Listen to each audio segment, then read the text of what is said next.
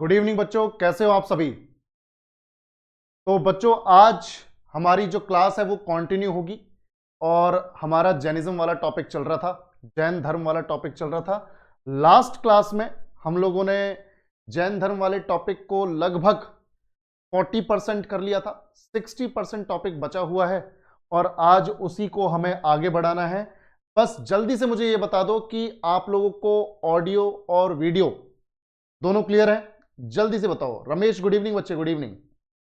सभी लोग जल्दी से बता दो कि ऑडियो वीडियो क्लियर है कि नहीं। जल्दी बताओ बच्चों, जल्दी से बता दो, फिर शुरू करते हैं। लास्ट क्लास का वीडियो नहीं है, ऐप पर ही होगा यार, दिखेगा कैसे नहीं, वो सीक्वेंसिंग थोड़ा ऊपर नीचे हो जाती है, एक बार ध्यान से देखोगे मिल जाएगा। गुड इवनिंग खुशी, राधे राधे पीयूष,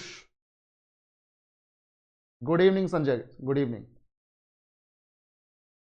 चलो सभी को गुड इवनिंग, सभी को गुड इवनिंग। चलो बहुत बढ़िया,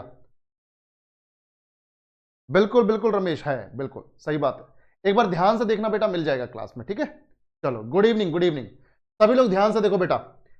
तो जैन धर्म की पिछली जो क्लास थी उसमें हम लोगों ने अच्छे से पढ़ लिया था कि हमारा जो जैन धर्म है उसकी शुरुआत आज से लगभग 2600 साल पहले एक तरह से ये मान के चलो कि भगवान महावीर ने की थी, ठीक है। लॉर्ड महावीर ने शुरू की थी और भगवान महावीर के बारे में कहा जाता है कि वो जैन धर्म के जो 24 टीचर्स रहे हैं, ग्रेट टीचर्स रहे हैं 24, उन 24 महान शिक्षकों में से लास्ट थे, यानी 24th थे। सबसे पहले वाले जो थे वो ऋषभ देव थे, ऋषभ देव। तो वो हम डिस्कस कर चुके थे कल और मैंने तुम लोगों को बताया था कि ये जो 24 शिक्षक हुए हैं, 24 टीचर्स हुए हैं जैनिज्म में, जैन धर्म में, इनको तीर्थंकर कहा जाता है। क्या कहा जाता है? तीर्थंकर। ये सब हम डिस्कस कर चुके हैं, बस रिकॉल कर रहा हूं ताकि एक पेस बन जाए। और मैंने आप लोगों को बताया था कि तीर्थंकर का मतलब होता है एक ऐसा इंसान जिसने जिंदा रहते हुए, जीवित रहते हुए एनलाइटनमेंट यानी परफेक्ट नॉलेज, स्पिरिचुअल नॉलेज को अटेन कर लिया हो अपनी तपस्या से, और फिर वो उस नॉलेज को अपने फॉलोअर्स के बीच में, अपने भक्तों के बीच में बांटता है। तो वो है तीर्थंकर, यानी ऐसा इंसान जो अपने फॉलोअर्स को मोक्ष का रास्ता दिखाए। और मोक्ष का मतलब होता है, साल्वेशन का मतलब होता है कि आपको जीवन और मृत्यु के चक्र से छुटकारा देना, to get rid of cycle of birth and death. ठीक है बच्चों, ये साल्वेशन होता है, ये मोक्ष होता है। और मैंने कल बताया था महावीर के बारे में आपको कि महावीर का जन्म बिहार के वैशाली में एक छोटी सी जगह थी कुंडग्राम, वहां पर हुआ था 540 बीसीई में, यानी जीसस क्राइस्ट के जन्म से 540 साल पहले 540 बीसीई में उनका जन्म हुआ था कुंडग्राम वैशाली में। बचपन का नाम उनका वर्धमान था, उनका जो रियल नेम है वो वर्धमान था, बाद में महावीर पड़ गया। और उसके बाद मैंने बताया था कि उनके फादर का नाम सिद्धार्थ, जो कि ज्ञात्रिक क्लैन के राजा थे, ज्ञात्रिक वंश के राजा थे। वहीं उनकी जो मदर थी उनका नाम था त्रिशला, जो कि लिच्छवी रॉयल फैमिली जो नेपाल की थी, जो लिच्छवी राजवंश था नेपाल का, उसकी राजकुमारी थी, ठीक है। और उसके बाद इनके जो वाइफ थी उनका नाम था यशोदा, और इनको एक बेटी हुई अनोजा प्रियदर्शनी। और इनका जो पहला डिसाइपल था, जो फर्स्ट डिसाइपल था, फर्स्ट शिष्य था महावीर का, उसका नाम था जमाली। और जमाली ने शादी की थी, जमाली ने शादी की थी किससे? अपने महावीर की बेटी के साथ, अनोजा प्रियदर्शनी के साथ शादी हुई थी अपने जमाली की, जो कि फर्स्ट डिसाइपल था, फर्स्ट शिष्य था महावीर का। और मैंने बताया था कि महावीर को जो कैवल्य मिला, जो ज्ञान की प्राप्ति हुई, घर तो उन्होंने छोड़ दिया था 30 साल की उम्र में, 42 साल की एज में, 42 इयर्स की एज में उनको ज्ञान की प्राप्ति हुई एक साल के पेड़ के नीचे। जैसे एक पीपल ट्री होता है वैसे एक साल का पेड़ होता है, तो साल के पेड़ के नीचे, साल ट्री के नीचे 42 इयर्स की एज में उनको कैवल्य की प्राप्ति हुई, परफेक्ट नॉलेज की प्राप्ति हुई। और आखिर में उन्होंने ज्ञान बांटना चालू किया। 42 साल की एज से लेकर 72 इयर्स की एज तक वो ज्ञान बांटते रहे अलग अलग जगहों पर। जैनिज्म जो है, जैन धर्म जो है, अपने पीक पर पहुंच गया, अपने शिखर पर पहुंच गया, और आखिर में 72 इयर्स की एज में महावीर भगवान की डेथ हो गई पावापुरी नाम की जगह पर, पावापुरी नाम की जगह पर। और वहीं पर उन्होंने अपना आखिरी जो धार्मिक उपदेश है, जो अपना आखिरी जो सरमन है, जो रिलीजियस लेक्चर है, वो वहीं पर दिया था पावापुरी में। और एक लास्ट चीज बताता हूं जो हमने कल जहां पे क्लास खत्म की थी, ध्यान से देखो बेटा। अयान कल क्लास हुई है बेटा, कल क्लास हुई है, ऐप पर ध्यान से देखोगे तो मिलेगी। दूसरे बच्चों को दिख रही है, आपको नहीं दिख रही है, कैसी बात कर रहे हो?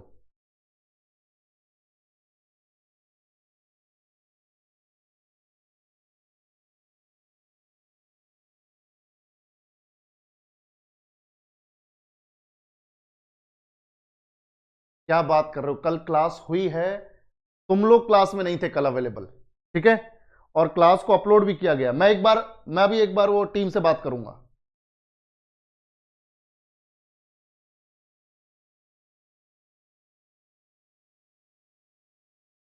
ठीक है, कोई बात नहीं, मैं बात कर लूंगा। कल आए थे, कल 5 to 6 कैंडिडेट्स थे वहां पर।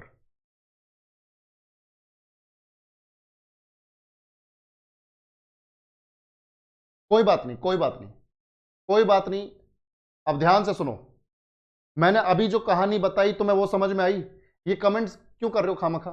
मैं ये बोल रहा हूं, कोई बात नहीं, क्लास दिख जाएगी, क्लास दिख जाएगी। टीम को बोल के कमेंट्स करके टाइम वेस्ट कर रहे हो। क्लास दिख जाएगी, कल क्लास हुई है, 5 to 6 कैंडिडेट्स थे, ठीक है, उन्होंने क्लास अटेंड की है। कोई बात नहीं, कोई बात नहीं, कल क्लास हुई है, क्लास का नोटिफिकेशन नहीं आया, क्लास अवेलेबल होगी, मिल जाएगी, टेंशन मत लो, ठीक है? अब ध्यान से सुनो मेरी बात। अभी जो पढ़ाया वो समझ में आया कि नहीं आया? जल्दी बताओ। अभी जो पढ़ाया वो समझ में आया कि महावीर का जन्म कहां, कौन पिता, कौन माता, कौन वाइफ, कौन बेटी, कौन उनके पहले शिष्य, ये समझ में आया सबको? ठीक है। अब देखो ध्यान से, अब देखो ध्यान से क्या होता है कि जब महावीर की डेथ हुई, ध्यान से देखो, और मैं बेवकूफ थोड़ी हूं यार, मैं बिना क्लास लिए दूसरे पार्ट पे कैसे पहुंच जाऊंगा? अगर क्लास नहीं दिख रही है तो कोई टेक्निकल ग्लिच आया होगा, वो टेक्निकल ग्लिच जो है वो क्लियर हो जाएगा, वीडियो दिखने लगेगी, क्लास दिखने लगेगी, और उसके बाद आपको वो प्रॉब्लम सॉल्व हो जाएगी। और जब भी कभी ऐसा होगा, बाई चांस, पहली बात तो होता नहीं है, अगर कभी ऐसा होगा कि क्लास नहीं है तो आपको पहले इन्फॉर्म किया जाएगा, ठीक है? पहले इन्फॉर्म किया जाएगा, ऐसे रैंडमली ऐसा नहीं होगा कि सर आए नहीं क्लास में। इस तरह का एटीट्यूड मेरा नहीं है, ठीक है? चलो देखो ध्यान से, अब मैं जितना बता चुका हूं उसके आगे बता रहा हूं, देखो ध्यान से। महावीर की जो डेथ है, जैसे जन्म तो उनका हुआ था 540 बीसीई में, ठीक है? 540 बीसीई में उनकी यहां पे जन्म हुई है। अब ध्यान से देखो बेटा, ध्यान से देखो, उसके बाद 540 बीसीई में जब उनका जन्म हुआ, और हम देख रहे हैं कि उनकी जो डेथ हुई है वो हुई है 468 बीसीई में, 468 बीसी, यानी इनकी एज हो गई है बेटा 72 ईयर्स।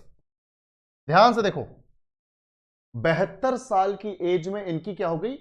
डेथ हो गई। तो जब, ध्यान से देखो, जब महावीर की डेथ हो गई तो उसके कई सालों बाद मगध पर मौर्य वंश का शासन हुआ, यानी मौर्यन डायनेस्टी का रूलिंग पीरियड चालू हुआ। ध्यान से देखो, रूलिंग पीरियड चालू हुआ, यानी 322 कहीं पे लिखा है, कहीं पे 321 लिखा हुआ है।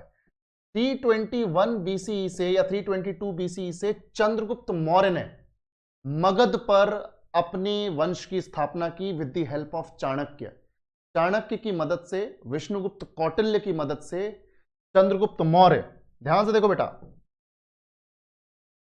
चंद्रगुप्त मौर्य, मैं हिंदी और इंग्लिश दोनों में एक्सप्लेन कर रहा हूं ताकि तुम लोगों को सबको समझ में आए। तो चंद्रगुप्त मौर्य जो है गद्दी पर बैठा 322 321 बीसीई में, और इसने रूल किया बच्चों 297 बीसी तक, 297 बीसी तक इसने रूल किया। अब जिस टाइम पे चंद्रगुप्त मौर्य का रूल चल रहा था मगध पर, पाटलिपुत्र इसकी कैपिटल थी, बिहार में आज जिसे पटना बोलते हैं वो इसकी कैपिटल थी। ध्यान से देखो, जब इसका रूलिंग पीरियड चल रहा था चंद्रगुप्त मौर्य का, तो उस वक्त महावीर तो है नहीं, महावीर की तो डेथ हो गई 468 बीसी में, पर जैन धर्म को कुछ तो और लोग चला रहे होंगे इतने टाइम बाद भी, कुछ और गुरु हो रखे होंगे जैन धर्म में। तो जैन धर्म में उस वक्त 2 गुरु थे। ध्यान से देखो बेटा, चंद्रगुप्त मौर्य का जब शासन चल रहा है उस वक्त जैन धर्म के दो गुरु हैं, दोनों मगध में ही रह रहे हैं। एक का नाम था स्थूलभद्र, ध्यान से देखो बेटा, स्थूलभद्र, ठीक है, स्थूलभद्र एक का नाम है, और दूसरे का नाम है बच्चों, दूसरे का नाम है भद्रबाहु, भद्रबाहु, ध्यान से देखो, भद्रबाहु।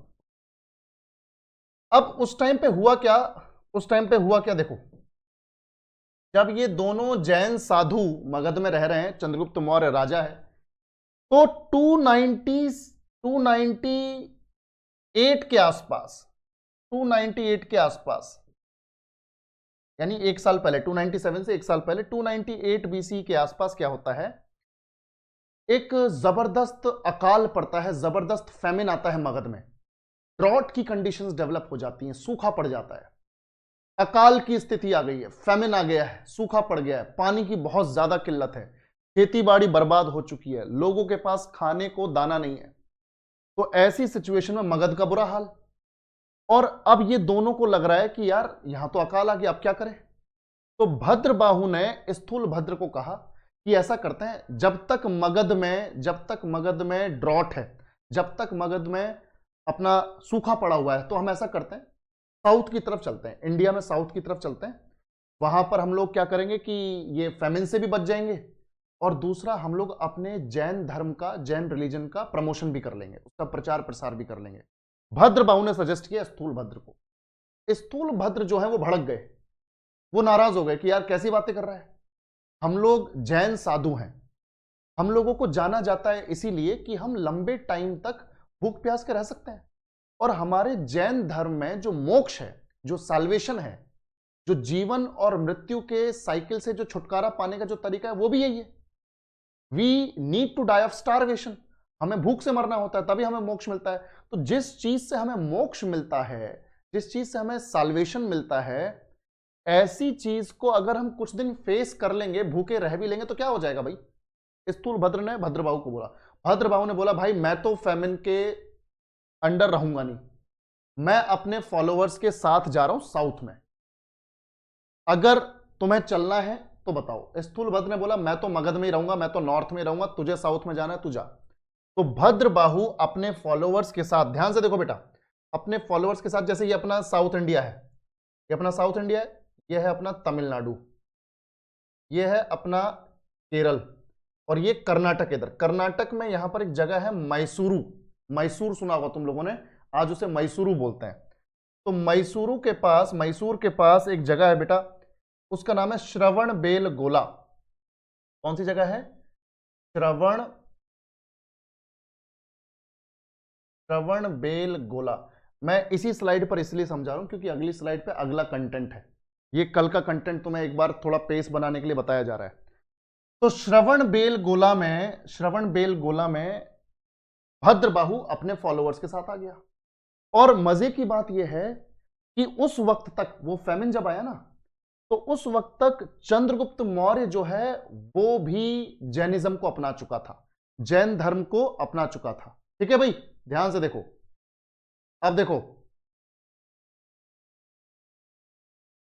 बेटा, तो श्रवणबेलगोला, अब ध्यान से देखो बेटा, श्रवणबेलगोला जो है वो मैसूर के पास है, जो मैं बोल रहा हूं उस पर ट्रस्ट करो, ठीक है, इतना तो यकीन करोगे, तुमसे तो ज्यादा जानता हूं, ठीक है। ध्यान से देखो, श्रवणबेलगोला जो है वो मैसूर के पास है, तो ये साउथ में आ गए भद्रबाहु, और क्योंकि चंद्रगुप्त मौर्य भी इस जैन धर्म को अपना चुके थे, और ये भी भद्रबाहु के साथ श्रवणबेलगोला आ गए, और चंद्रगुप्त मौर्य ने अपना सारा राजपाट अपने बेटे बिंदुसार को सौंप दिया कि भाई तू संभाल, मैं जा रहा हूं साउथ में, श्रवणबेलगोला।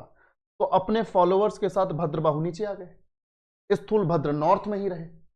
अब ये क्या हुआ कि जैन धर्म जो है दो ब्रांचेस में डिवाइड होने वाला है, एक तो स्थूलभद्र की शाखा है, एक तो स्थूलभद्र की ब्रांच है, ठीक है भाई। ध्यान से देखो, करण भाई अगर तू गया है तो अच्छी बात है, जो मेन श्रवणबेलगोला है जिसकी मैं बात कर रहा हूं वो कर्नाटक में है, मैसूर के पास है, ठीक है। तू किसी और श्रवणबेलगोला में गया होगा, कोई और दूसरी जगह होगी, एक नाम की कई सारी जगह होती है। उदयपुर जो है अपने राजस्थान में नहीं है, उदयपुर पूरे देश में 3 है, त्रिपुरा में भी है और छत्तीसगढ़ में भी है। बहस करके कोई फायदा थोड़ी है, एक बार चेक कर लेना, पढ़ लेना यार, खामा की बातें कर रहे हो, कंटेंट को थोड़ा सा डिस्ट्रैक्ट कर रहे हो। देखो ध्यान से, अब देखो यहां पर क्या होता है, यहां पर क्या होता है कि अब बिंदुसार को सौंप के आ गया चंद्रगुप्त मौर्य सारी गद्दी और सब कुछ राजपाट, और यहां पर श्रवण बेलगोला में ये जो हमारे चंद्रगुप्त मौर्य हैं ये स्लो स्टारवेशन से, ठीक है, भूख प्यास से वो मर जाते हैं। यानी चंद्रगुप्त मौर्य को मिल गया मोक्ष। जैनिज्म में अगर मोक्ष चाहिए, जैन धर्म में अगर मोक्ष चाहिए तो बेटा एक ही तरीका है, भूख प्यास से मरना, ठीक है भाई, भूख प्यास से मरना, ठीक है भाई। तो यहां पर भूख प्यास से मर गए चंद्रगुप्त मौर्य, इनको मिल गया मोक्ष। अब बात यह है कि नॉर्थ में स्थूलभद्र, साउथ में अपने भद्रबाहु, अब दोनों के अपने अपने फॉलोअर्स। तो अब क्या होता है कि स्थूलभद्र बोलता है यार हम लोगों को भद्रबाहु और उनके जो फॉलोअर्स हैं उनसे थोड़ी सी अलग आइडेंटिटी बनानी होगी, उनसे थोड़ा सा अलग रहना होगा। तो हम ऐसा करेंगे, हम लोग व्हाइट कपड़े पहनेंगे, सफेद कपड़े पहनेंगे। ध्यान से देखो बेटा, स्थूलभद्र क्या बोल रहे हैं जो नॉर्थ में है अपने फॉलोअर्स को कि यार भद्रबाहु और उसके फॉलोअर्स से थोड़ा अलग दिखने के लिए, हमारी ब्रांच को अलग दिखाने के लिए we need to wear white clothes, हमें सफेद कपड़े पहनने होंगे। इसी वजह से स्थूलभद्र के फॉलोअर्स को आज के टाइम में कहा जाता है बच्चों श्वेतांबर जैन, श्वेतांबर जैन। आई होप तुम्हें समझ में आया हो, श्वेतांबर जैन। क्योंकि देखो श्वेत मतलब होता है सफेद, है ना बच्चों, और अंबर मतलब होता है बच्चों वस्त्र, सफेद वस्त्र, तो श्वेतांबर। और वहीं भद्रबाहु ने बोला कि अच्छा अगर ये सफेद कपड़े पहन के अपनी अलग आइडेंटिटी बनाना चाहते हैं तो भाई हम जो हैं प्रकृति के नियम को फॉलो करेंगे, नेचर का जो लॉ है उसको फॉलो करेंगे। हम लोग बिना कपड़े के आए थे इस धरती पर, हम लोग बिना कपड़ों के रहेंगे और बिना कपड़ों के जाएंगे। यानी भद्रबाहु मेंटेन्ड न्यूडिटी, भद्रबाहु ने न्यूडिटी, नग्नता को यहां पर मेंटेन किया और बोल दिया हम कोई कपड़े नहीं पहनेंगे, ये जो आकाश है, ये जो आसमान है, यही हमारे कपड़े हैं। इसी वजह से भद्रबाहु के जो फॉलोअर्स हैं बच्चों वो लोग कहलाए दिगंबराज या दिगंबर जैन। आप लोगों ने सुना होगा दिगंबर जैन, कई जैन साधु दिगंबर शाखा के नग्न रहते हैं और जब वो रिलीजियस लेक्चर वगैरह देते हैं, धार्मिक उपदेश वगैरह देखते हैं तो आप लोगों ने देखा होगा वो बिना कपड़ों के ही रहते हैं। तो दिगंबर जैन भद्रबाहु के फॉलोअर जिन्होंने न्यूडिटी मेंटेन की, नग्नता को मेंटेन किया। और दिग मतलब क्या होता है, दिग मतलब आसमान, दिग मतलब आकाश, और अंबर मतलब वस्त्र। यानी ऐसे जैन साधु या ऐसे जैन लोग जिनके कपड़े आकाश हैं, आसमान है, वो और कोई दूसरा कपड़ा नहीं पहन रहे हैं। ठीक है भाई, ध्यान से देखो, बिल्कुल बिल्कुल एक बार ये बुद्धिज्म जैनिज्म वाला टॉपिक हो जाए उसके बाद एमसीक्यूज वगैरह भी भेजेंगे, बिल्कुल टेंशन मत लो, प्रैक्टिस सेशन है, डोंट वरी, ठीक है, बिल्कुल भेजेंगे। एक बार वो पर्टिकुलर टाइप ऑफ सिलेबस जब खत्म हो जाता है ना तब वो प्रैक्टिस करने में भी मजा आता है, ठीक है, टेंशन मत लो, सारे आएंगे आपके पास। ये हो गया हमारा यहां पर जैनिज्म दो भागों में डिवाइड, श्वेतांबर जैन और दिगंबर जैन। सबको इतना समझ में आया बच्चों? तो रिस्पॉन्ड करो सभी लोग, जल्दी से बच्चों सभी लोग रिस्पॉन्ड करो अगर समझ में आया है तो। चलो बहुत बढ़िया बहुत बढ़िया। नहीं अयान, ये विमेन के लिए नहीं है, विमेन के लिए नहीं है, ठीक है, दिगंबर जैन में विमेन के लिए एप्लीकेबल नहीं है यार, कैसी बातें कर रहा है तू, ठीक है वो सारा कुछ मैं कंफर्म कर लेता हूं, सब कुछ मैंने अपलोड करने के लिए दे रखा है, ठीक है, डोंट वरी, मैं टीम से बात कर लूंगा। चलो अब देखो, अब आगे की बात करते हैं। जितना हमने पढ़ना था कल की क्लास में, जितना पढ़ा था वो मैंने रिवाइज करवा दिया है, अब आगे बढ़ते हैं। अब देखो बेटा, आज हमें पढ़नी है टीचिंग्स ऑफ जैनिज्म, जैन धर्म की शिक्षाएं, जैन धर्म की शिक्षाएं। ध्यान से देखो बेटा, जैन धर्म में टोटल 5 टीचिंग्स हैं, 5 शिक्षाएं हैं। ध्यान से देखो, अब ध्यान से देखो, ध्यान से देखो, there are 5 main teachings, there are 5 main teachings of Jainism, जिन्हें, अच्छा ये टीचिंग्स इतनी खतरनाक हैं कि हर कोई इन्हें फॉलो नहीं कर सकता, हर कोई फॉलो नहीं कर सकता, मतलब हिम्मत ही नहीं होगी फॉलो करने की, क्योंकि इतनी खतरनाक है ये कि इन्हें पंच महाव्रतास कहा जा रहा है, इन्हें कहा जा रहा है पंच महाव्रत, महाव्रत हैं ये, इनको फॉलो करना बहुत मुश्किल हो जाता है, या फिर इन्हीं को बोलते हैं 5 वॉज ऑफ जैनिज्म, यानी 5 शपथ, खतरनाक शपथ हैं ये, ठीक है, ध्यान से देखो, पंच महाव्रत या 5 शपथ बोलते हैं, और ये 5 टीचिंग्स क्या है बेटा, देखो ध्यान से, सबसे पहले है हमारे पास नॉन वायलेंस, यानी अहिंसा, यानी जैन धर्म यह कहता है कि भाई इंसान होने के नाते यह हमारी ड्यूटी बनती है कि हम वायलेंस ना करें, हिंसा ना करें, we must follow non violence, अहिंसा को हमें फॉलो करना चाहिए, जैसे गांधी जी बोलते थे ना कि भाई अहिंसा में विश्वास रखो, किसी के साथ मार पिटाई सुताई कुटाई का कार्यक्रम कंडक्ट मत करो, ठीक है, नॉन वायलेंस होनी चाहिए, अहिंसा होनी चाहिए। अब आज के टाइम में तुम मुझे एक बात बताओ, हम लोग तो आज के टाइम में हमारे अंदर तो पेशेंस ही नहीं है, हमारे अंदर तो वो जो टॉलरेंस है वो भी नहीं है, अगर कोई हमें सामने से आके गाली वाली देगा हम तो फोड़ देते हैं, है ना भाई, या फिर हम किसी को देंगे तो वो हमारी ऐसी तैसी कर सकता है। तो आज के टाइम में ये वाला जो कॉन्सेप्ट है हमारे ऊपर एप्लीकेबल नहीं हो पाता, हम फॉलो ही नहीं कर पाएंगे। कोई यार इधर उधर से उल्टी सीधी बातें कर रहा है, कहां कब तक बर्दाश्त करोगे। पर ये बोल रहे हैं कि जो सच्चा जैन होगा वो ना तो वर्बल वायलेंस में आएगा, यानी गाली गलौज करेगा या उल्टा सीधा बोलेगा, ना तो ये होगा, और ना ही वो फिजिकल वायलेंस करेगा। वो अगर कोई गाली दे रहा है तो अपने कान बंद कर लेगा, ठीक है, जैसे बोलते ना कि जब तूफान आता है तो तूफान को थोड़ी रोका जाता है, अपने घर के दरवाजे खिड़कियां बंद कर ले जाते हैं, तो वैसे ही तो जब इस तरह की कोई एक्टिविटी आपके सामने हो तो अपने कान बंद कर लो, ये जैनिज्म का मानना है। तो अगर कोई सच्चा जैनी है तो क्या करेगा, अहिंसा को फॉलो करेगा, मार पिटाई सुताई कुटाई गाली गलौज इसमें बिलीफ नहीं करेगा, ठीक है बच्चों, ध्यान से देखो, बिल्कुल बिल्कुल बिल्कुल क्लास मिल जाएगी, टेंशन मत लो, यहां पे फोकस करो, वरना ये भी छूट जाएगा, फिर ये भी रिकॉर्डेड क्लास से देखना पड़ेगा, लाइव आने का क्या फायदा फिर।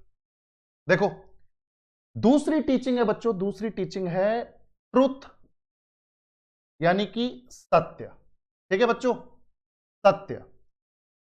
जैनिज्म में कहा गया है कि जो भी सच्चा जैन होगा वो हमेशा सत्य बोलेगा और सत्य का समर्थन करेगा, सत्य को सपोर्ट करेगा। भाई अगर आपके आसपास कोई चीज ऐसी है जो आपको लग रहा है कि यार ये सही है, या आपके सामने कोई इंसान है, 2 इंसान बहस कर रहे हैं, एक इंसान सही बोल रहा है एक गलत बोल रहा है, तो आप हमेशा किसको सपोर्ट करोगे, अगर आप सच्चे जैन हो, ठीक है।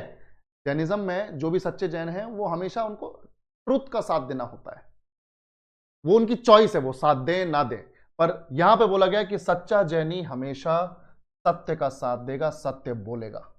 और आज के टाइम में तुम देखो, हम तो दिन में एक आधी बार तो कुछ ना कुछ झूठ बोल ही देते हैं, चाहे छोटा हो, हालांकि उससे किसी का कोई नुकसान नहीं होता, मजे मजे में भी बोल देते हैं, ठीक है, कि कोई झूठ बोल दिया, सत्य। तो यहां पे याद रखना, कभी झूठ नहीं बोलना, कभी झूठ का साथ नहीं देना, सच्चा जैनी वही है जो सत्य को बोले और सत्य का साथ दे। तीसरी टीचिंग देखो भाई, तीसरी शिक्षा क्या है यहां पर, ध्यान से देखो, ध्यान से देखो, देखो ध्यान से, नॉन पोजेशन यानी गैर कब्जा, अपरिग्रह। देखो ये जो वर्ड्स है ना, जो ये मैंने बोल्ड में लिखे हैं, ये जैनिज्म में इसी तरह से बताए गए हैं। इंग्लिश वाले जो स्टूडेंट्स हैं हमारे, उनके लिए हमने इंग्लिश वर्ड्स यूज किए हैं, ठीक है, समझाने के लिए। तो अहिंसा, सत्य, और फिर है हमारे पास अपरिग्रह। अपना जैनिज्म में से क्या बोला गया, अपरिग्रह, नॉन पोजेशन। जैसे हम लोग क्या करते हैं, हर चीज पर आज के टाइम में हम लोग क्या करते हैं, क्लेम करते हैं, भाई ये मेरा लैपटॉप है, ठीक है, ये मेरा बोर्ड है, ये मेरा टेबल है, ये मेरी बॉटल है, ये मेरा मोबाइल है, ये बंदी मेरी है, ये बंदा मेरा है, ये तेरे भाई की है, ये तेरी बहन का है। समझ में आ रही भी बात इस तरह की क्लेम्स, इस तरह के पोजीशंस हम करते हैं, ठीक है।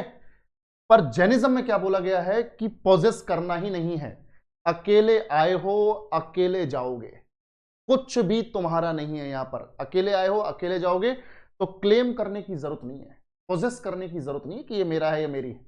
समझ में आ रही है बात? तो अपरिग्रह यानी कि पोजेस नहीं करना है, क्लेम नहीं करना है, ठीक है। अब देखो, तो ये हम लोग करे बिना रहते हैं क्या? हम लोग तो कहां रहते हैं? मैं यही बोल रहा हूं कि ये पंच महाव्रत है भाई। ना हम अहिंसा को फॉलो कर सकते, ना हम ससुरा ये सत्य बोल सकते, ना हम जो है पोजेस किए बिना रह सकते। हर चीज पर तो क्लेम करते ही हैं। अब चौथा देखो, चोरी ना करना, ठीक है। जैनिज्म में बोला गया है कि जो चोरी करेगा वो जैन नहीं। हाँ भाई, इस पर तो कंट्रोल है कि नहीं तुम्हारा? ये तो कंट्रोल पे है। देखो, इसको जैनिज्म में क्या बोला गया बच्चों? अस्तेय। अस्तेय, नॉन स्टीलिंग, चोरी ना करना, इसका मतलब है अस्तेय। अस्तेय को फॉलो करते हैं कि नहीं हम लोग? है ना भाई? चोरी वोरी अभी भी करते हो क्या तुम लोग? अभी पैसे वैसे की किल्लत हो तो इधर मंदिर वंदिर से उठाते हो क्या तुम घर के? और आज इस उम्र में तो कहां पैसे वैसे की चोरी होती है? इस उम्र में तो तुम दिल विल चुराते होगे, है ना? देखो भाई, तो नॉन स्टीलिंग, चोरी ना करना, तो ये भी, ये आज के टाइम में हम तब भी थोड़ा रुक जाएं कि यार बड़े हो गए क्या चोरी करना, वरना बचपन में तो हम लोग मंदिर से, मम्मी के पर्स से, पापा के पॉकेट से पैसा तो उड़ा ही लेते थे। ठीक है भाई, ध्यान से देखो।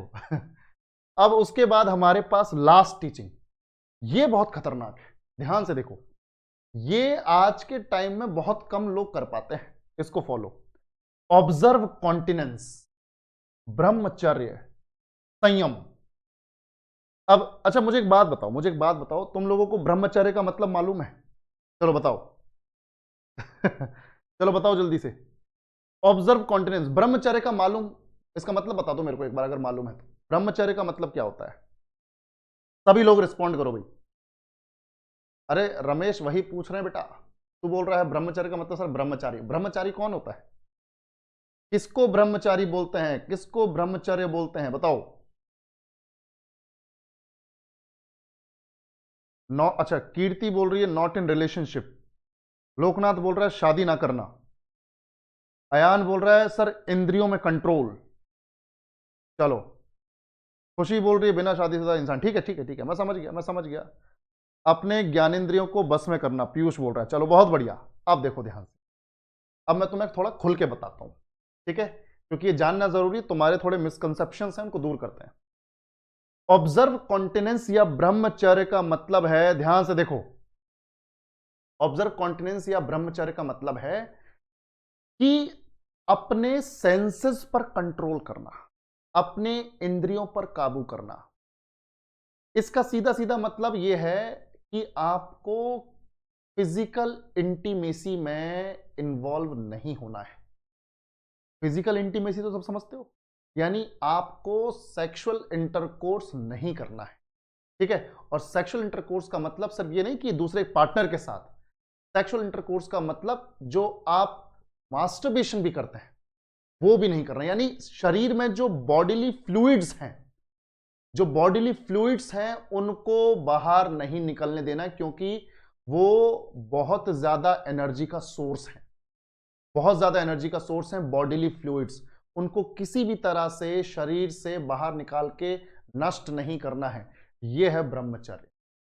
तो शादी ना करना वो नहीं, किसी भी तरह से बॉडीली फ्लूइड्स को बाहर ना निकालना, अपने ऊपर कंट्रोल करना, वो है ब्रह्मचर्य। सबको समझ में आया तो रिस्पॉन्ड करो भाई, ठीक है, क्लियर है? तो ये है ब्रह्मचर्य। तो ये भी किसी के बस की बात नहीं है आज के टाइम में। तो ये हमारी 5 टीचिंग्स हैं जैनिज्म की, इसीलिए इन्हें क्या बोला जा रहा है बच्चों? पंच महाव्रत, ठीक है। 5 वॉव्स यानी 5 शपथ ये है। अच्छा, एक चीज और बताता हूं, ये जो शुरू की जो 4 टीचिंग्स है ना बच्चों, देखो, ये अहिंसा, सत्य, अपरिग्रह यानी नॉन पोजेशन, फिर नॉन स्टीलिंग, अस्तेय, ये जो शुरू की 4 हैं, ध्यान से देखो, 1, 2, 3 और 4, ये शुरू की जो 4 हैं, ये जिस इंसान ने यानी जिस तीर्थंकर ने दी हैं ये टीचिंग्स, उनका नाम है पार्श्वनाथ। ठीक है, ध्यान से देखो,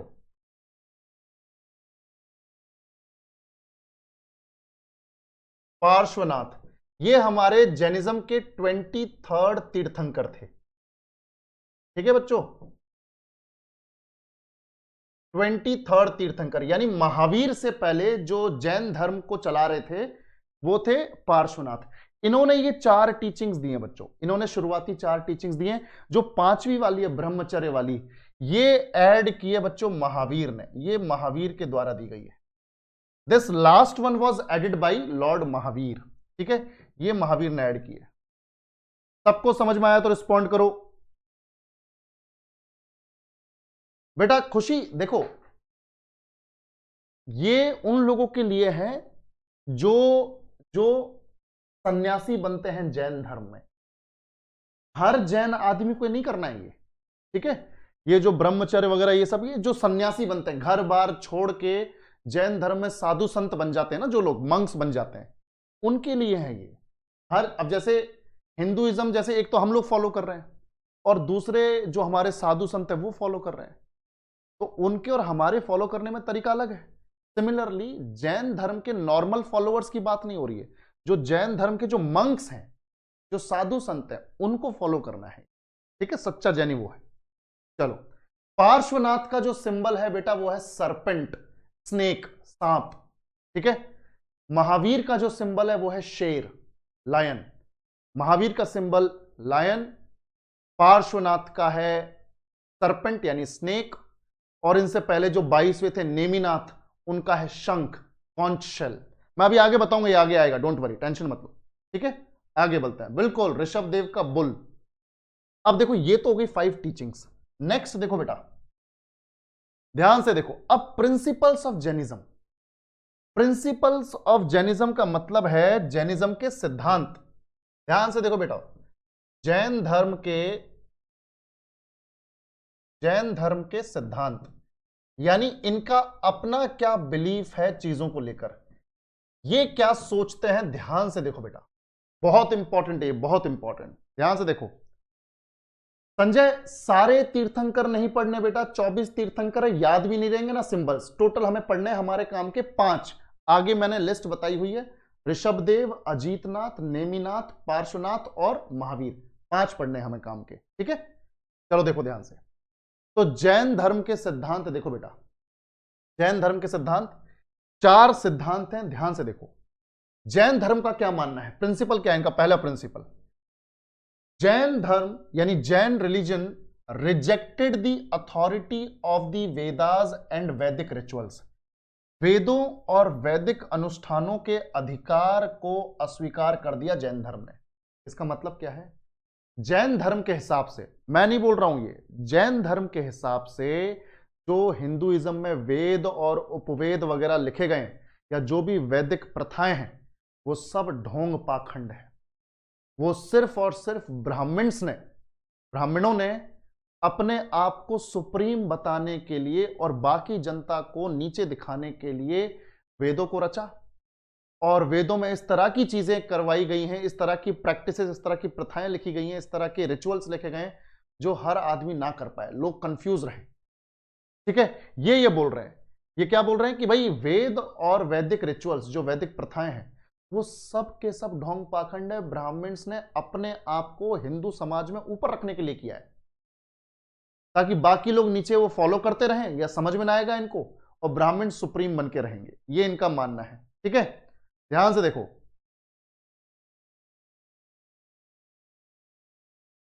अच्छा पिंकू बोल रहा है कि सर जैन धर्म जो बनाया उससे ज्यादा महावीर को, क्योंकि जैन धर्म का जो अस्तित्व है, जो एग्जिस्टेंस है, वो महावीर की वजह से है। यानी उससे पहले बहुत ज्यादा लोग जानते नहीं थे। महावीर ने जैन धर्म का, जैन रिलीजन का बहुत ज्यादा प्रमोशन किया, इसकी वजह से इनको ज्यादा जाना जाता है। ठीक है, चलो सेकंड प्रिंसिपल क्या है बेटा, देखो जैनिज्म का सेकंड इनका जो सिद्धांत है वो ये कि Jainism did not believe in the existence of God. ईश्वर के अस्तित्व में विश्वास नहीं। देखो जैन धर्म एक ऐसा धर्म है जो ये कहता है कि कोई भगवान नहीं होते। ठीक है, यानी जो महावीर हैं उनको भी ये भगवान कंसीडर नहीं करते। ये तो आज के टाइम के जो जैन हैं उन्होंने महावीर को भगवान बना दिया है। अदरवाइज महावीर क्या बोलते थे, बोला भगवान की कोई जरूरत ही नहीं है यार, आप सब में, आप सब इंसानों में इतना पोटेंशियल है, इतनी क्षमता है कि आप कुछ भी कर सकते हो। आप अपनी लाइफ को जैसा चाहो वैसा बना सकते हो, आपके अंदर इतना पोटेंशियल है, आपको किसी भगवान की जरूरत नहीं है। आप अपने भगवान स्वयं हो, आप अपने भगवान खुद हो, आपको किसी भगवान की जरूरत नहीं। तो इसीलिए जैनिज्म ने, जैन धर्म ने कभी भी भगवान या ईश्वर के अस्तित्व में दिलचस्पी नहीं दिखाई। ठीक है बच्चों, चलो आगे बढ़ते हैं। तो एक तो इन्होंने वेदों को और वैदिक रिचुअल्स को एक तरीके से रिजेक्ट कर दिया। फिर इन्होंने बोला कि भाई ईश्वर नाम की कोई चीज नहीं होती, भगवान नाम की कोई चीज नहीं होती, आपके अंदर इतना पोटेंशियल है कि आप अपने भगवान हो, कुछ भी कर सकते हो। फिर देखो क्या बोल रहे हैं, जैनिज्म में क्या बोला है कि अटेनमेंट ऑफ साल्वेशन, यानी अगर साल्वेशन प्राप्त करना है, मोक्ष चाहिए, तो ये कैसे होगा, bye believing in penance. Penance का मतलब होता है बच्चों तपस्या, एंड डाइंग ऑफ स्टारवेशन, यानी तपस्या में विश्वास करने और भूख से मरने से मोक्ष की प्राप्ति होती है। यानी अगर आप जैनिज्म को फॉलो करते हो और अगर आपको मोक्ष चाहिए, जीवन और मृत्यु के चक्र से छुटकारा चाहिए, बर्थ और डेथ की साइकिल से छुटकारा चाहिए, तो what you need to do is that you need to do great penance. आपको जबरदस्त तपस्या करनी पड़ेगी और भूख प्यास छोड़ देनी होगी। 50-60 दिनों में खेला हो जाएगा। समझ में आ रही है बात? यानी 50-60 दिनों तक आपने तपस्या की, ठीक है, और भूख प्यास सब छोड़ दी, और आप जो भूख और प्यास से जो मरोगे तपस्या करते वक्त, वो है आपका मोक्ष। ये जैनिज्म में कहा गया है। आज से 2-3 साल पहले एक जैन साधु थे, न्यूज में आई थी ये बात, तुम सर्च भी कर सकते हो बाद में गूगल पे जाके, 2-3 साल पहले की न्यूज है कि उन्होंने अपना शरीर त्याग दिया मोक्ष प्राप्ति के लिए। भूखे प्यासे रहे, चल बसे। तुम ये सोचो कि भूख से मरना, अगर हम 2 या 3 दिन भी कुछ खाए ना, तो हमारी जो पेट की नसें हैं वो खिंचने लगती हैं, पेट में पेन उठने लगता है। ठीक है भाई, ठीक है, पेट में पेन उठने लगता है। तो तुम सोचो 45, 50, 60 दिन किसी ने ना पानी पिया ना खाना खाया, और उसके बाद कितना पेनफुल वो डेथ होती होगी। और उसी को जैनिज्म में बोला गया है बच्चों मोक्ष, उसी को बोला गया है साल्वेशन। आई होप तुम्हें समझ में आ रहा है। एक बार फटाफट से रिस्पॉन्ड करो, ये तीनों प्रिंसिपल समझ में आए कि नहीं, कि वेद और वैदिक रिचुअल्स बेकार है जैनिज्म के हिसाब से, ईश्वर के अस्तित्व में कोई इनका विश्वास नहीं था, भगवान नाम की कोई चीज नहीं होती, और दूसरा तपस्या में विश्वास करो, तपस्या करो और भूख प्यास से मर जाओ, वो आपका मोक्ष है। ठीक है भाई, बिल्कुल जैनिज्म के हिसाब से वो मोक्ष हो जाएगा। अगर 50-60 दिन, आप जैन नहीं बन जाओगे, पर जैनिज्म के हिसाब से आपने मोक्ष की प्राप्ति कर ली। ठीक है भाई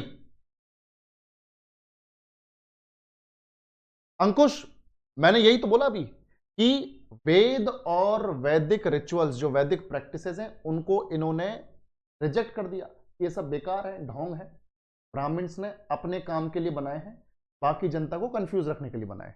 फिर ये बोल रहे हैं कि भगवान नाम की कोई चीज नहीं होती, हर इंसान में अपना भगवान है, हर इंसान में अपना पोटेंशियल है, क्षमता है, वो कुछ भी कर सकता है, भगवान की जरूरत ही नहीं है।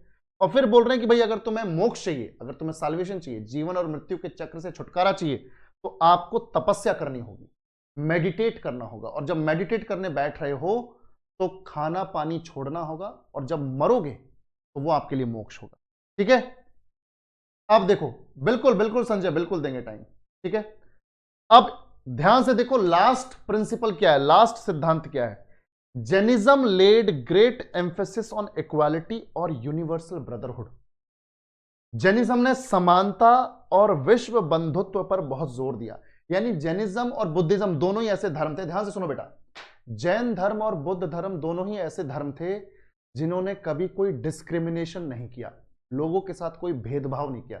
जैसे हिंदू धर्म में तो क्या था, वर्ण सिस्टम था, ब्राह्मण सबसे ऊपर, फिर क्षत्रिय, फिर वैश्य, और फिर सबसे लास्ट में शूद्र। शूद्रों का बहुत ज्यादा शोषण होता था, एक्सप्लॉइटेशन होता था, लोग परेशान करते थे उन्हें, ऊपर वाले जो वर्ण हैं उन्हें बड़ा परेशान करते थे, क्योंकि शूद्र जो हैं बेचारे ऐसे काम में इन्वॉल्व होते थे जैसे मैनुअल स्कैवेंजिंग, मैला वगैरह उठाना, गंदगी वगैरह साफ करना, है ना, झाड़ू वाड़ू लगाना, या चमड़े का काम करना, इस तरह के काम में शूद्र लगे होते थे, तो उनको समाज में थोड़ा निचले तबके का, लो क्लास का समझा जाता था। उनके साथ अनटचेबिलिटी भी प्रैक्टिस होती थी, छुआछूत को प्रैक्टिस किया जाता था, उनसे दूर रहा करते थे लोग।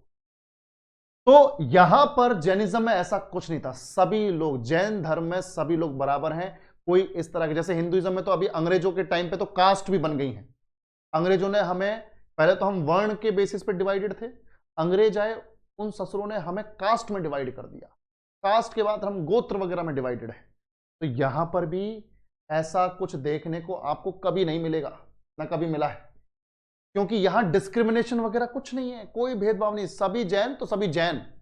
अब उसमें ब्राह्मण और ये सब कुछ नहीं है, ऐसा कुछ है ही नहीं, कोई क्लास नहीं है, जैन मतलब जैन। अब जैन के बस दो ही हैं, दिगंबर या श्वेतांबर, और उसमें भी कोई डिस्क्रिमिनेशन थोड़ी होता है कि आपस में लड़ रहे हैं या मर रहे हैं, ऐसा कुछ नहीं। तो याद रखो, इन्होंने, जैन धर्म ने भाईचारे की भावना पर और सबके बीच में समानता पर बहुत ज्यादा जोर दिया। तो ये इनके प्रिंसिपल्स थे। अब मुझे बताओ, सबको समझ में आया कि नहीं? सबको समझ में आया कि नहीं, जल्दी बताओ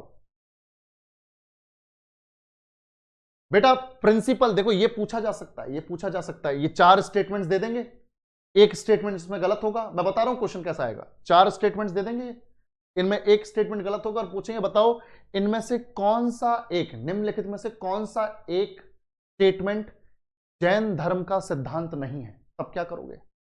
तो चारों याद करने पड़ेंगे, ऐसा पेपर में आता है बिल्कुल, ठीक है। चलो बहुत बढ़िया। अब एक चीज और देखो यार, जैन धर्म का साहित्य, जैन लिटरेचर, यानी जैन धर्म की किताबें, रिलीजियस किताबें, तो जैन साहित्य की बात करते हैं,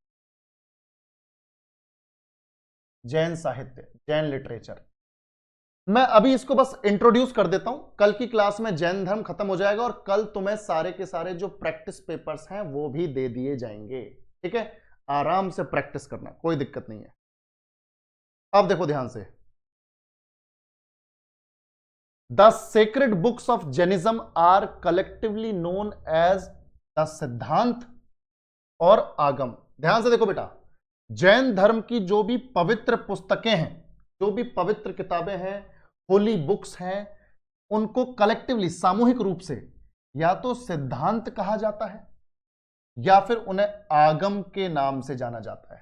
ध्यान से सुनो, जैसे हमारे यहां जो हिंदुइज्म में जो रिलीजियस टेक्स्ट्स हैं, रिलीजियस किताबें हैं, उन्हें हम या तो वेद बोल रहे हैं, फिर उपवेद बोल रहे हैं, कुछ हमारे पास पुराण हैं, फिर हमारे पास जैसे महाभारत है, हमारे पास रामायण है, तो हमारे पास तो अलग अलग रिलीजियस टेक्स्ट बुक्स हैं। इनके पास जो जैन धर्म में जितनी भी किताबें हैं, जितने भी रिलीजियस टेक्स्ट लिखे गए हैं, उन सब को एक साथ बोलते हैं या तो सिद्धांत या फिर आगम, ठीक है।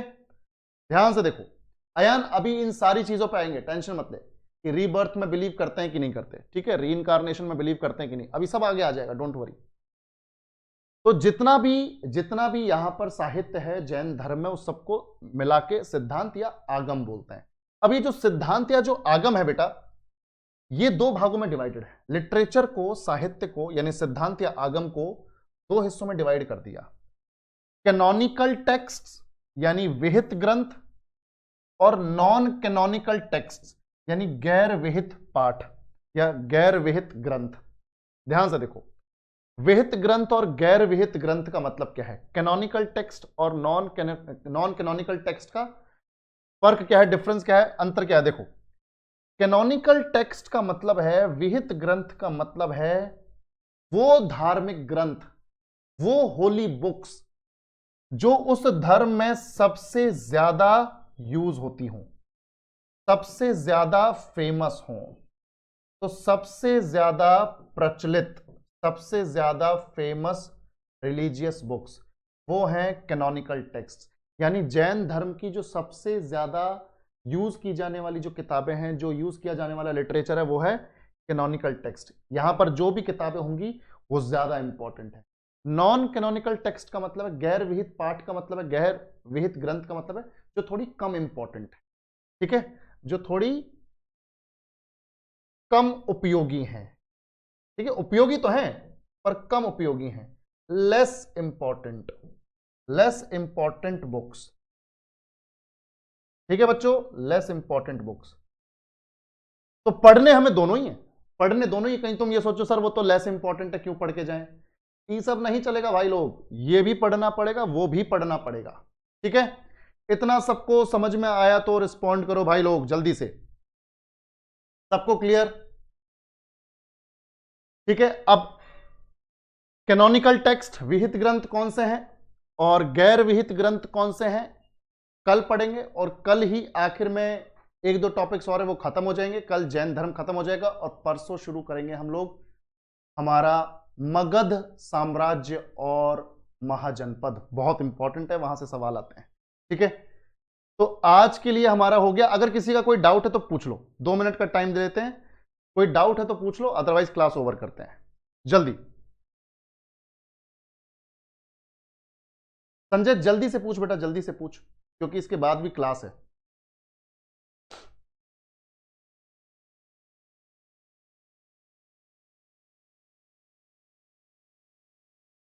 बोलो बोलो संजय बोलो।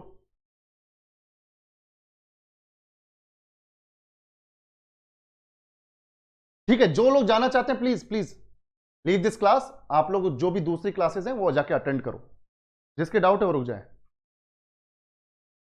संजय वो पीडीएफ भी अपलोड कर दिया है, मैं अभी टीम से बात करूंगा कि वो कहां दिख रहा है बच्चों को।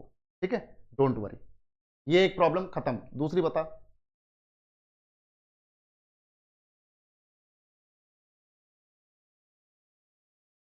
दूसरा सवाल बोल भाई। बिल्कुल, ये अयान अभी फर्स्ट क्लास हुई है कल, मैं देख लेता हूं कि इन्होंने अपलोड की है कि नहीं, मैं बात कर लेता हूं टीम से, कोई टेंशन वाली बात नहीं। क्लास हुई है, जरूर दिखेगी तुम्हें।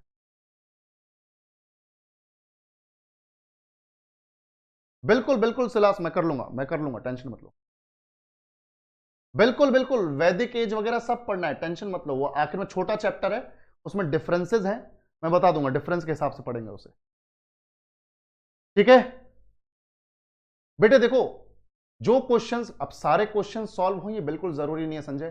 कुछ क्वेश्चंस ऐसे होते हैं जो थोड़े टफ होते हैं, तो हमारी ड्यूटी ये बनती है कि जो क्वेश्चंस हम नहीं कर पा रहे उनका आंसर चेक करें, और जहां पर वो क्वेश्चन है वहीं पर उसका आंसर रख लें और वहीं उसी टाइम याद कर लें। सार एक एक चीज कैसे क्लास में हो सकती है, तुम खुद सोचो, लिमिटेड टाइम में एक एक चीज कैसे हो सकती है। 70 to 80% मेहनत हम करेंगे, 20 to 30% आपको करनी पड़ेगी, तब जाके वो 100% होगा, तब जाके रिजल्ट मिलेगा। सिर्फ टीचर मेहनत करे वो थोड़ी पॉसिबल है। ठीक है,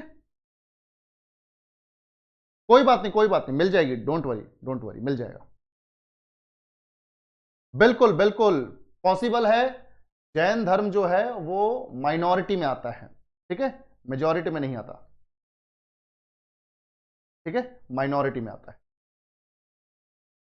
चलो, तो अभी के लिए क्लास यहीं ओवर करते हैं, यहीं ओवर करते हैं। जो भी डाउट्स हैं वो लिख के रखना, कल फिर से 2-4 मिनट का टाइम देंगे, उसमें डाउट्स पूछ लेना। ठीक है, चलो बेटा, आज के लिए इतना काफी है। Thank you so much, take care, bye bye. Kirti कोई बात नहीं, बुद्धिज्म के क्वेश्चंस जो नहीं हुए वो क्वेश्चंस बताना मुझे, ठीक है, डोंट वरी, उसको क्लास में देख लेंगे, हैंडल कर लेंगे, हो जाएंगे, सारे हो जाएंगे। चलो।